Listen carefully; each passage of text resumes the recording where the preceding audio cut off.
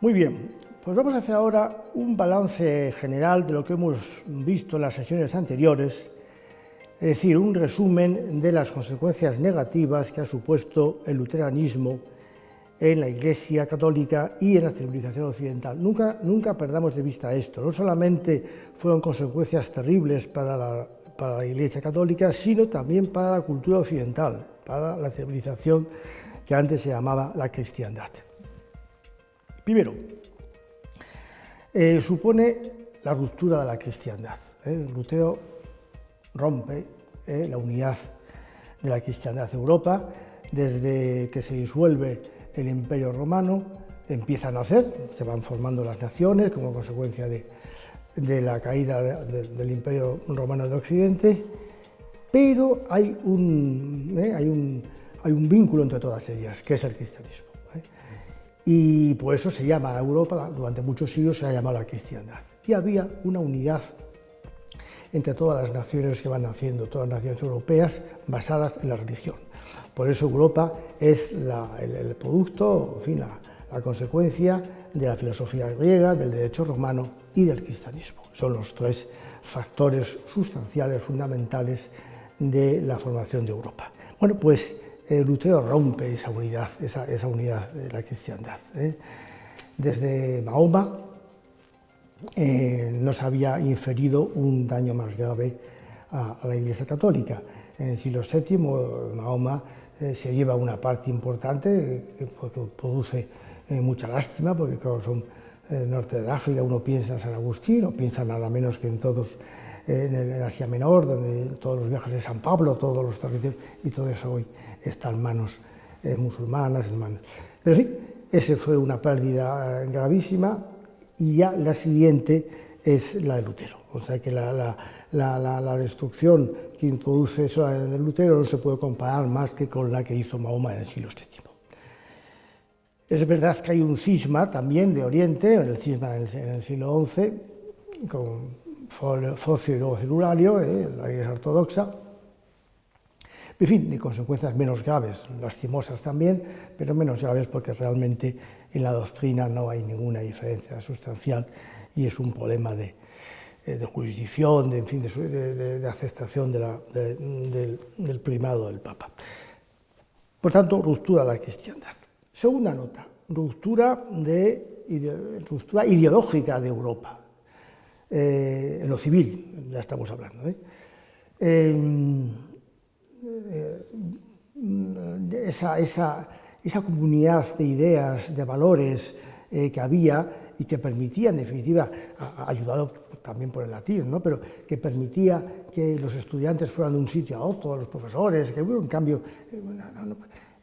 durante toda la Edad Media, un trasiego continuo. Eso que quieren inventar ahora con el Erasmus y con todas estas cosas, pues ya está inventado, si todo eso ya está inventado. El inglés, sí, pero si ya había latín, que hablaba todo el mundo de latín. En fin, hay tantas cosas que resulta que están inventando ahora y estaban todas ya inventadas, pero bueno, se rompe la unidad ideológica de Europa. Es curioso cómo se empeñan después en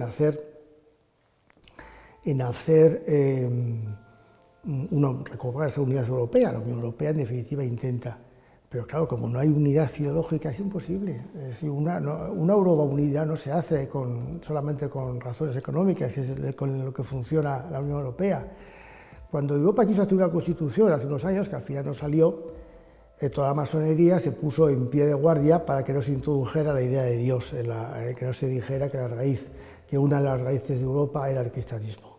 Y el presidente francés, que ya le encargaba al redactor, Valéry Giscard d'Estaing, que haya encontrado misericordia de Dios, masón notorio, grado 33, hizo lo que no estaba escrito para evitar que el nombre del cristianismo o de Dios o cualquier referencia religiosa de esta naturaleza se contuviera en la Constitución Europea, constitución que no salió, fue rechazada luego por votos.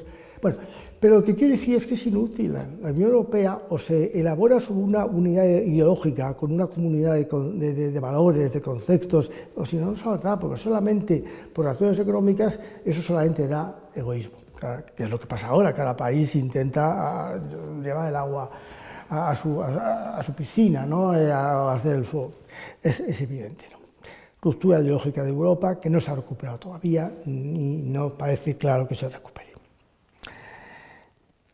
Tercer punto, Lutero destruye la teoría a las fuentes de la revelación. Es decir, en la Iglesia sabemos que hay tres fuentes de revelación: la Sagrada Escritura, la tradición y el magisterio.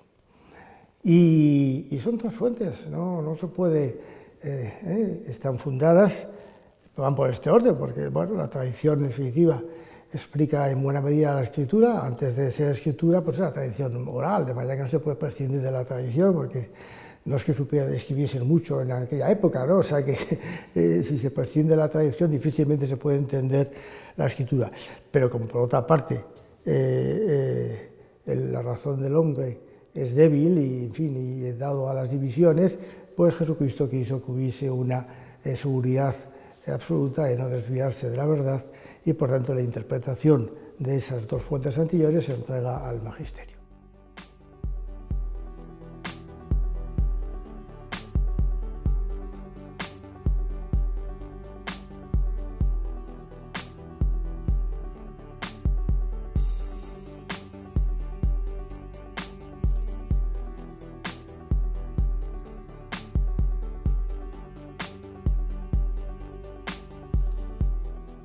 Son tres fuentes con las que el narcisismo individualista de Lutero pues tiene que romper, porque claro, no puede aceptar que otra persona, aunque sea el Papa, le diga cómo tiene que interpretar la Sagrada Escritura. Fuera la tradición, fuera el magisterio. Solo se queda con la Escritura, pero entendida según el libro examen, o sea, según su opinión particular. Bien, siguiente nota, la supresión de la Iglesia visible que hemos dicho. Se rechaza la jerarquía, se rechazan los sacerdotes. Este asunto es la Iglesia visible, en fin, esto es un invento de la Iglesia católica. La Iglesia no es más que una realidad invisible, una comunidad invisible. Y los sacerdotes, no hay ninguna diferencia sustancial entre el sacerdote y el laico. Entonces, cualquiera puede realizar las funciones sacerdotales, por ejemplo, la consagración. Solamente es necesario que haya sido elegido por el pueblo. Es decir, que la comunidad del templo, que van al templo todos los domingos o cuando sea, elijan a unas personas, y esas son laicos, pero que han sido elegidas, y esos son los pastores, no hay más. No hay sacerdote ministerial. Destruye la vida monástica y la vida religiosa, pero la destruye con auténtico odio. Tiene un odio cerval al celibato. Como no lo podía vivir, pues lo arranca en sentido riguroso, porque más de una vez gente enviada por él entra a los conventos para arrastrar a religiosas fuera del convento y obligarlas a casarse, etc. Acaba con el concepto por tanto, con la vida monástica y religiosa, y con el concepto de vocación, como es evidente. Claro, por tanto, esa llamada de Dios a una entrega superior no tiene ningún sentido. Siguiente, los sacramentos. Acaba con los sacramentos. Se suele decir que mantienen dos, el bautismo y la Sagrada Comunión, pero esto con matices, que también en estas cosas. Vamos a ver, el bautismo, bueno, sí, el bautismo lo mantiene y bautiza en el nombre del Padre, del Hijo y del Espíritu Santo, pero no coinciden con los católicos en absoluto en los efectos del bautismo, como ya hemos explicado. Es decir, el bautismo sabemos que justifica al bautizado, le convierte en un santo, en un hombre que estaba corrompido, estaba por el pecado original, borra el pecado original y lo convierte en una criatura nueva. Esto en la doctrina luterana no existe, no supone. Luego, por tanto, eso de decir que el bautismo, bueno, sí, el bautismo, pero en fin, según y cómo. Y de luego lo que de modo tampoco la Sagrada Eucaristía en absoluto. Lutero primero dice que eso, que la consagran los laicos, bueno, muy bien.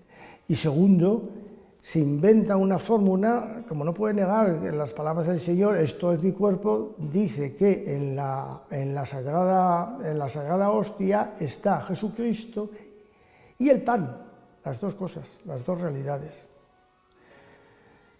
el pan y el vino y además el cuerpo y la sangre. Por tanto, es obvio que no está diciendo lo que nosotros decimos, o sea, que no admite la transustanciación, vaya.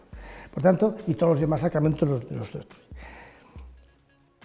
Entre ellos estudia el matrimonio, que es otro punto, la destrucción del matrimonio y la introducción del divorcio. El divorcio es una institución introducida por Lutero. Y además con unas consecuencias gravísimas, porque durante mucha época, muchos años, pues las mujeres quedaban absolutamente divorciadas, quedaban abandonadas, porque luego ya se han ido haciendo leyes para intentar, pero durante tiempo la mujer que era divorciada, porque entonces las mujeres no trabajaban, no ganaban dinero fuera, no trabajaban fuera de casa, quiero decir, y entonces, pues, o sea que las consecuencias del divorcio fueron muy graves durante mucho tiempo, y lo son pues, en cuanto que, pero bueno, el divorcio es otro invento del bautismo, otra cosa que debemos a Lutero. Y por último, y termino, la soberanía de la conciencia individual, es decir, como con el individualismo se establece la conciencia de la soberanía. Yo soy quien decide lo que está bien y lo que está mal, lo que creo y lo que no creo. Esto está a la orden del día, todos pensamos, no, es que para mí esto no es pecado. Ah, bueno, pues muy bien. Esto para mí, bueno, sí, yo creo en Dios, pero yo no creo en la Iglesia. Bueno, es la soberanía, que en definitiva es el individualismo elevado a su plena satisfacción.